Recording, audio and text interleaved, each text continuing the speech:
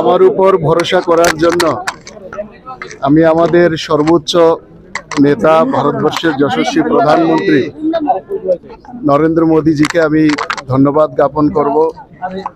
আমাদের স্বরাষ্ট্রমন্ত্রী অমিত শাহ, আমাদের সংগঠন সাধারণ সম্পাদক সর্বভারতীয় বিএল সন্তোষজি, সর্বোপরি আমাদের ত্রিপুরা রাজ্যের মুখ্যমন্ত্রী অধ্যাপক ডক্টর মানিক শাহ সহ আমি সমস্ত আমাদের যারা উচ্চ নেতৃত্ব আছেন, রাজ্য নেতৃত্ব আছেন, সবাইকে আমি কৃতজ্ঞতা জ্ঞাপন করছি, সবাইকে আমি ধন্যবাদ জ্ঞাপন করছি। দপ্তর নিয়ে এখনো পর্যন্ত কোনো চর্চা রয়েছে কি? না, এইসব বিষয় নিয়ে এখনো চর্চা হয়নি।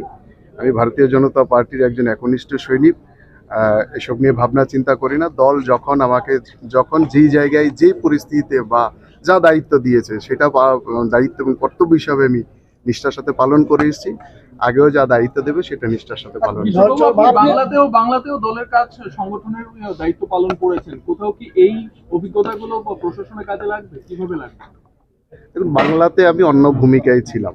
বাংলাতে আমি দলের কাজে, সংগঠনের কাজে ছিলাম, নির্বাচন জেতানোর কাজে ছিলাম, সেখানে আমি প্রশাসনিক কাজে ছিলাম না। তো সেটাও সাংগঠনিক কাজও অনেকটা প্রশাসনিক ক্ষেত্রে কাজে আসে।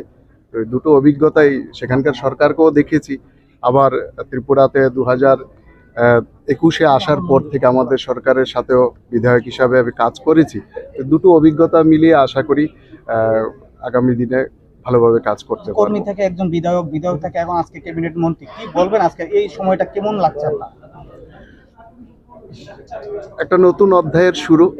তবে আমি মনে করি না যে কোনো ধরনের চ্যালেঞ্জ সামনে আছে। আমাদের সামনে আমাদের আদর্শ, আমাদের প্রধানমন্ত্রী আছেন, আমাদের মুখ্যমন্ত্রী আছেন, যাদের স্বচ্ছ ভাবমূর্তি দেশে শুধু নয় বিদেশে সারা বিশ্বের মধ্যে নন্দিত। তো তাদেরকে পাথর করে কাজ করব, আশা করি কোনো অসুবিধা হবে না।